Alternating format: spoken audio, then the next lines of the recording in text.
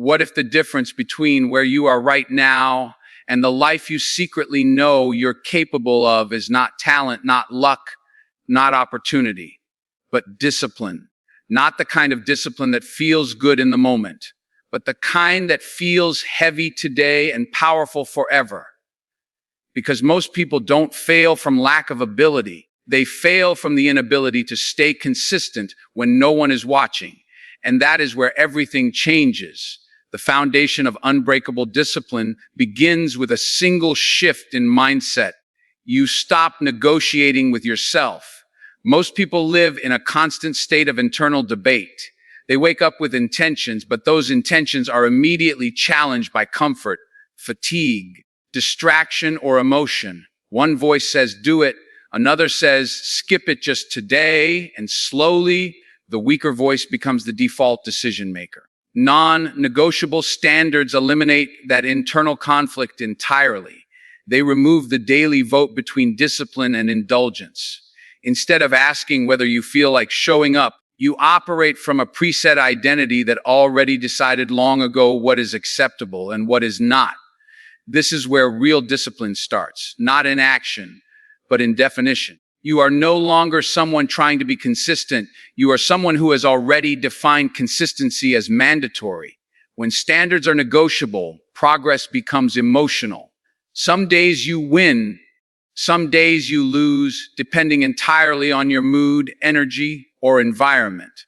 This creates instability in identity. You begin to associate discipline with effort instead of structure, and effort always fluctuates. But when standards are non-negotiable, discipline becomes mechanical. It is no longer a question of motivation.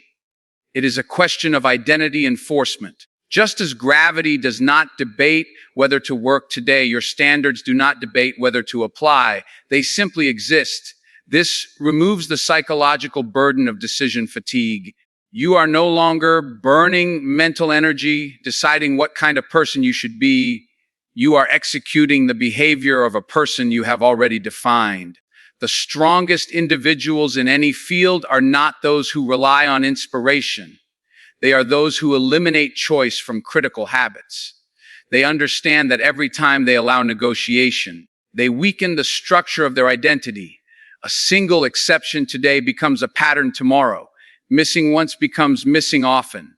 Over time, discipline erodes not through rebellion, but through small permissions that slowly rewrite standards. That is why non-negotiable standards must be treated like law, not preference. Laws do not change based on convenience. They are enforced regardless of emotion, circumstance, or desire. The moment you begin treating your habits as laws instead of options, your entire trajectory shifts. This principle applies especially in moments of resistance. The mind is naturally designed to seek efficiency and comfort. It will always present logical justifications for avoiding discomfort. You are tired, it says. You can start tomorrow, it suggests. But discipline is not built in agreement with these thoughts. It is built in opposition to them. Non-negotiable standards mean that internal excuses lose authority. You acknowledge them, but you do not obey them. This creates a powerful internal hierarchy where intention sits above impulse. Over time, this repetition rewires your default response system. What once required effort eventually becomes automatic, not because it got easier, but because you stopped allowing alternatives. Another critical aspect of non-negotiable standards is consistency and self-respect. Every time you break your own rules, you teach yourself that your word is flexible. And when your word becomes flexible, your identity becomes unstable. Discipline is deeply tied to self-trust. If you cannot rely on yourself to follow through on small commitments, your mind slowly stops taking your goals seriously. But when your standards remain firm, even in private moments, you build internal trust. You begin to believe your own decisions. This belief is not emotional. It is earned through repetition. The more consistently you enforce your standards, the more your identity aligns with them. Ultimately, non-negotiable standards are not about rigidity, they are about clarity. They simplify life by removing unnecessary choices and emotional interference. Instead of constantly asking, Should I do this today? You operate from a predefined framework that already answered the question. This creates mental stability, behavioral consistency, and long-term momentum. Over time, this approach transforms discipline from something you practice into something you embody. You are no longer reacting to life moment by moment. You are executing a system that does not bend, pause, or wait for permission. Early ownership begins with a simple truth. The first moments of your day are not just time, they are control. Most people underestimate how quickly their day can be hijacked. Before they even realize it, they are reacting instead of leading. Notifications, messages, random thoughts, and small distractions begin pulling attention in different directions. By the time they start the day has already started without them. Early ownership is the decision to reverse that pattern. It is the deliberate act of taking command before anything else has a chance to take command of you. The morning is not just a routine. It is a psychological battlefield. In those early hours, your mind is highly impressionable. Whatever you feed it first becomes the tone for everything that follows. If the first input is chaos, distraction, or delay, the mind adapts to that frequency. But if the first input is structure, clarity, and direction, the mind aligns itself accordingly. This is why early ownership is not about waking up early for the sake of productivity alone. It is about setting psychological dominance over your own attention. You are training your mind to respond to intention rather than impulse. One of the most powerful aspects of early ownership is that it creates a sense of momentum before the world demands anything from you. When you complete something meaningful early in the day, whether it is exercise, planning, study, or focused work, you establish a psychological advantage. You have already won before most people have even started. That early win builds internal confidence that carries forward. It changes your posture toward the day. Instead of feeling behind, you feel ahead, and that feeling subtly influences every decision that follows, making discipline easier to maintain as the day progresses.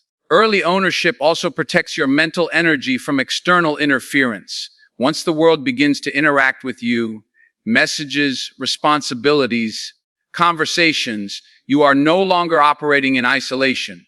Your attention becomes fragmented. But when you claim the early hours, you preserve a block of time that belongs entirely to you. This uninterrupted space allows deep focus, reflection, and intentional progress. It is in this space that real transformation happens because there is no competition for your attention. You are not reacting, you are building. There is also a deeper identity shift that comes with early ownership. When you consistently take control of your mornings, you begin to see yourself differently. You are no longer someone who wakes up and hopes the day goes well. You are someone who designs how the day will unfold. This shift is subtle but powerful. It changes how you approach challenges, how you handle pressure, and how you respond to uncertainty. You develop a sense of internal authority, a quiet confidence that comes from knowing you are not at the mercy of external conditions. Ultimately, early ownership is about precedence. What comes first defines what comes next. If discipline comes first, distraction loses influence. If intention comes first, reaction loses power. By consistently choosing to own the beginning of your day, you are not just improving your schedule, you are reshaping your entire relationship with time. Over time, this creates a compounding effect where each morning strengthens the next, and discipline becomes less about effort and more about automatic alignment with a structure you have already claimed as your own. Discomfort training begins with a reality most people try to avoid. Growth never arrives in comfort. Comfort feels safe, predictable, and familiar, but it also quietly limits potential. The human mind is naturally wired to avoid discomfort because it interprets discomfort as risk. It does not distinguish between danger and growth. It simply signals resistance. That is why discipline requires a deliberate override of instinct.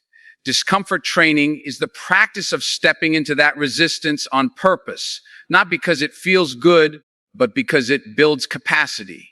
Every time you choose the harder path when the easier one is available, you are reshaping your tolerance for pressure. Most people misunderstand discomfort as something to eliminate.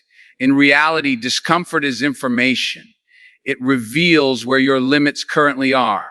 If something feels mentally or physically challenging, it is not a sign to avoid it. It is a sign that you are at the edge of your current capability. That edge is where development happens. Avoiding it keeps you exactly where you are. Facing it expands you.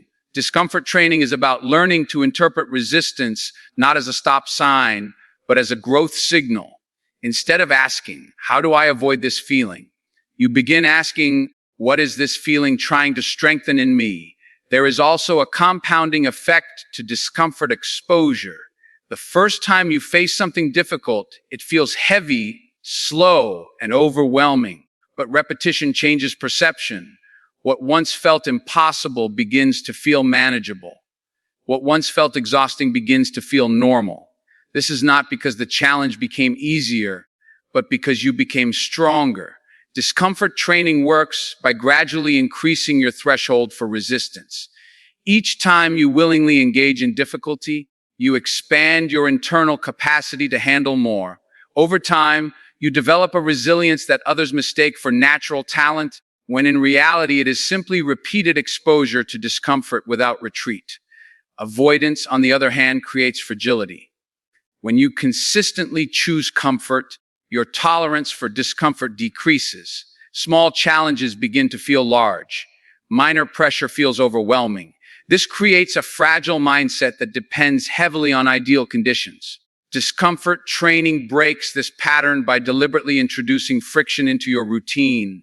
That friction could be physical effort, mental focus, emotional honesty, or disciplined repetition of hard tasks. The goal is not suffering, it is adaptation. You are teaching your nervous system that discomfort is survivable, manageable, and even productive. One of the most important aspects of discomfort training is learning to stay present inside resistance instead of escaping it. The natural instinct is to shorten discomfort, pause, quit, distract, or postpone. But discipline grows in the ability to stay inside the moment without escaping it. When you remain in discomfort long enough, something shifts internally. The initial resistance begins to fade, and clarity replaces panic. You realize that discomfort is not permanent. It is a wave that rises and falls. This awareness gives you stability in situations where others retreat. You are no longer controlled by the immediate urge to escape, but by the understanding that endurance creates transformation. Ultimately, discomfort training is not about seeking pain. It is about removing fear from effort. It teaches you that discomfort is not a barrier between you and success, but a pathway through it.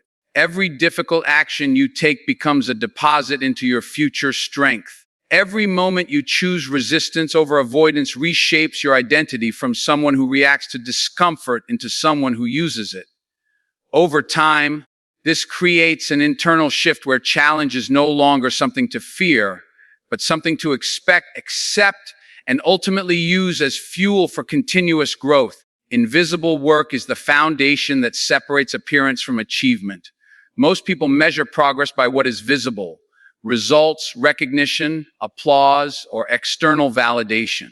But discipline operates in a completely different layer. The real construction of success happens where no one is watching, where there is no reward, no recognition, and no immediate payoff. Invisible work is everything you do that doesn't produce instant attention, but quietly builds long-term strength. It is the preparation that precedes performance, the repetition that precedes mastery, and the consistency that precedes breakthrough. Without it, visible success becomes unstable and short-lived. The difficulty with invisible work is that it offers no immediate psychological reward. The human mind is wired to seek feedback. It wants acknowledgement for effort and proof that actions are producing results. But invisible work delays that feedback intentionally. You might study without immediate improvement, train without immediate transformation, or practice without immediate recognition. This creates a challenge. The absence of visible results can create doubt. Many people abandon effort at this stage because they mistake silence for failure. Discipline, however, understands that silence is not absence of progress, it is accumulation beneath the surface. Invisible work builds identity in a way that public effort never can. When you perform in front of others, part of your motivation is external. You adjust behavior based on perception. But when no one is watching, there is no external influence, only internal standards. This is where character is formed. The decisions you make in isolation reveal who you are becoming. If you choose effort when there is no reward, you are reinforcing self-discipline at its purest level. Over time, these unseen choices accumulate and define your baseline behavior. You stop performing discipline and start living it naturally. There is also a compounding nature to invisible work that is often underestimated. Each small action may seem insignificant in isolation, but together they create exponential growth. Reading one page, practicing one skill, refining one habit, these moments appear minor, but they stack silently over time. The problem is that people often evaluate effort in short time frames. They expect immediate transformation from actions that are designed for long-term compounding. Invisible work requires patience with the process. It demands trust in the accumulation of effort that cannot yet be seen, but is steadily shaping future outcomes. One of the most powerful aspects of invisible work is that it removes performance pressure. When no one is watching, there is no need to impress, compare, compete. This creates a space for pure focus. You can fail, repeat, adjust, and improve without judgment. This environment is essential for mastery. Every high-level skill is built in private repetition long before it is displayed publicly. The public moment is only the result of countless private moments of refinement. Without invisible work, performance becomes shallow because it lacks depth of preparation. Invisible work also builds emotional resilience. When you repeatedly show up without recognition, you begin to detach from external validation. Your sense of progress is no longer dependent on applause or approval. Instead, it becomes anchored in internal awareness. You know whether you showed up or not. You know whether you improved or not. This internal measurement system is far more stable than external validation, which fluctuates constantly. Over time, this creates a mindset that is grounded, focused, and resistant to distraction from comparison or criticism. Ultimately, invisible work is where discipline becomes real. It is easy to act disciplined when the world is watching, when accountability is present, or when results are visible. But true discipline is measured in private moments where effort continues without reward. These moments shape the foundation of everything that becomes visible later. What people eventually see as success is only the surface of countless unseen repetitions, silent efforts, and unnoticed decisions that were made long before recognition ever arrived. Emotional control begins with a simple but difficult realization. Emotions are not commands, they are signals. Most people live as if every feeling must be obeyed immediately. If they feel tired, they stop. If they feel unmotivated, they delay. If they feel overwhelmed, they retreat. Over time, this creates a life governed not by direction, but by fluctuation. Discipline requires breaking this pattern. Emotional control is not about suppressing feelings. It is about separating feeling from action. You can acknowledge what you feel without letting it decide what you do. The human mind is constantly shifting states. Energy rises and falls. Interest comes and goes. Confidence strengthens and weakens. If action depends on emotional stability, consistency becomes impossible. That is why disciplined individuals build a gap between emotion and response. In that gap lies freedom. Instead of reacting instantly, they pause internally and choose their behavior based on purpose, not pressure.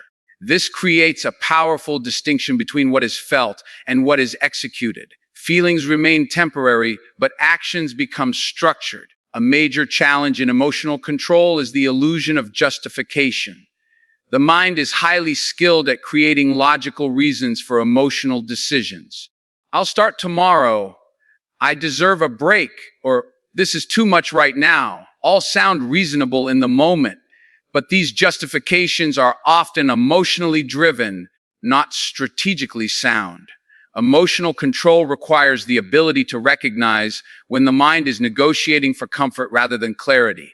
It is not about rejecting every excuse blindly, but about questioning whether the excuse aligns with long-term direction or short-term relief. Another critical element is understanding emotional waves. Emotions are rarely static. They rise, peak, and eventually fade. The mistake most people make is acting at the peak of emotion, either giving up during frustration or making decisions during temporary excitement. Emotional control teaches patience with internal states. Instead of reacting to the peak, you learn to observe it. You realize that what feels overwhelming in one moment may feel insignificant later. This awareness prevents impulsive decisions that often derail discipline. Stability comes from waiting for clarity rather than obeying intensity. There is also a deeper layer of emotional discipline connected to identity. When your actions consistently depend on emotion, your identity becomes unstable. You are productive only when you feel good, focused only when you feel inspired, and consistent only when conditions are ideal. This creates a fragile version of self that cannot withstand pressure. Emotional control rebuilds identity on something stronger: commitment. You stop asking whether you feel ready and start asking whether you said you would do it. This shift replaces emotional dependency with structural reliability. Over time, practicing emotional control reduces the power emotions have over decision-making. It does not eliminate feelings.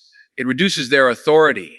You still experience frustration, fatigue, doubt, and uncertainty, but these states no longer dictate behavior. Instead, they become background noise rather than controlling forces. This is where discipline becomes stable. The more you practice choosing action over emotion, the less dramatic internal fluctuations become. You develop a calm consistency that is not dependent on external circumstances or internal moods. Ultimately, emotional control is not about becoming emotionless. It is about becoming unshakable in behavior despite emotion. It is the ability to remain aligned with your direction even when your internal state shifts. This creates a powerful form of freedom. You are no longer controlled by temporary feelings, but guided by long-term intention. Over time, this transforms discipline from a struggle against emotion into a mastery over response, where action is no longer a reflection of how you feel, but a reflection of who you have decided to be. Relentless return begins with a truth most people resist: the failure is not the real problem. Staying down as everyone slips. Everyone loses momentum. Everyone breaks routine at some point. The difference between a disciplined life and a distracted one is not whether setbacks happen, but how quickly you return after them. Most people treat a break in discipline as a collapse of identity. One missed day becomes two becomes a week, and before long, the system is abandoned entirely. Relentless return breaks that chain at its earliest point. It teaches you that a disruption is not an ending. It is simply a pause that must be corrected immediately. The danger of inconsistency is not the mistake itself, but the emotional meaning attached to it. When people fail once, they often interpret it as evidence that they are incapable of consistency. That interpretation is far more damaging than the failure. It shifts identity from someone building discipline to someone who can't stay disciplined. Relentless return rejects that narrative completely. It separates action from identity. A broken routine is not a broken person. It is just a moment that needs correction. This separation is critical because it prevents temporary setbacks from becoming permanent identities. One of the strongest aspects of this rule is speed. The longer you stay disconnected from your discipline, the harder it becomes to return. Distance creates resistance. A missed day is easy to recover from. A missed week begins to feel heavier. A missed month starts to feel like a restart instead of a continuation. Relentless return focuses on minimizing that distance. The goal is not perfection. It is rapid recovery. The faster you return, the less power the interruption has over your long-term trajectory. Speed of correction becomes more important than avoidance of error. There is also a psychological transformation that occurs when you repeatedly return after setbacks. Each return strengthens internal trust. You begin to prove to yourself that no matter what happens, you do not abandon your standards. This builds resilience that is far more powerful than perfection ever could be. Perfection creates fragility because it depends on never falling. Relentless return creates strength because it assumes falling is part of the process. Over time, your identity shifts from someone who tries to stay perfect to someone who always comes back. That identity is far more stable under pressure. Relentless return also removes the emotional weight of failure. When failure is treated as permanent, it creates hesitation. People become afraid to start again because they associate restarting with shame or disappointment. But when return is treated as automatic, failure loses emotional control. You no longer see a missed workout, a broken streak, or a lost day as something meaningful in itself. It becomes neutral data, an event that simply signals return now. This removes drama from discipline and replaces it with structure. The focus shifts from emotion to correction. Another key aspect is the refusal to negotiate after interruption. Once discipline is broken, many people enter a cycle of bargaining. I'll start tomorrow, or I'll restart Monday, or I just need to feel ready again. Relentless return eliminates this delay entirely. It does not wait for motivation to rebuild. It does not require perfect conditions. It responds immediately. The return is not dependent on feeling prepared. It is based on the principle that interruption must be corrected as soon as awareness returns. This removes the space where procrastination typically grows. Ultimately, relentless return is what keeps discipline alive over time. It acknowledges that breakdowns are inevitable, but abandonment is optional. The strength of this rule is not in avoiding failure, but in refusing permanence to failure. Every return reinforces identity, every correction strengthens momentum, and every restart proves that discipline is not fragile. It is recoverable. Over time, this creates a system where consistency is not defined by never falling, but by never allowing a fall to become a stop. Discipline is not a moment of inspiration. It is a structure you return to again and again, especially when you don't feel like it, because life will not always reward your effort immediately. Some days will feel heavy. Some days will feel slow. Some days will feel like nothing is working. But those are the exact days where identity is being shaped in silence. The difference between those who rise and those who repeat the same cycle is simple. One group negotiates with difficulty, the other responds to it. And in the end, it is never the big decisions that define a life. It is the small, repeated choices made when no one is watching, when excuses are available, and when quitting would be easier. That is where unbreakable discipline is built.